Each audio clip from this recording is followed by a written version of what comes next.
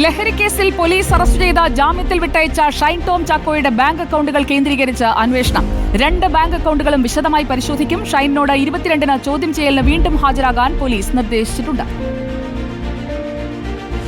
ഷൈൻ ടോം ചാക്കോക്ക് ലഹരി സംഘങ്ങളുമായുള്ള ബന്ധം കണ്ടെത്താനാണ് പോലീസിന്റെ ശ്രമം.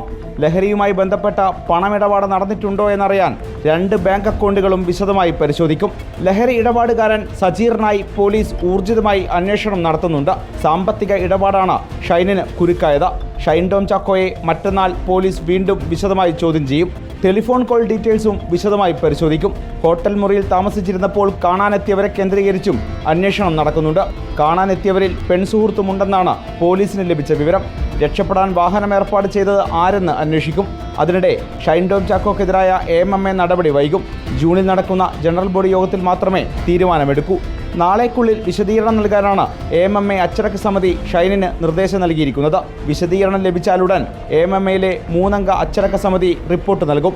ഷൈൻ ടോം ചാക്കോയുമായി ബന്ധപ്പെട്ട പരാതി ചർച്ച ചെയ്യാൻ ഫിലിം ചേംബറിന്റെ അടിയന്തര യോഗം നാളെ കൊച്ചിയിൽ ചേരുന്നുണ്ട്. റിപ്പോർട്ടർ, കൊച്ചി.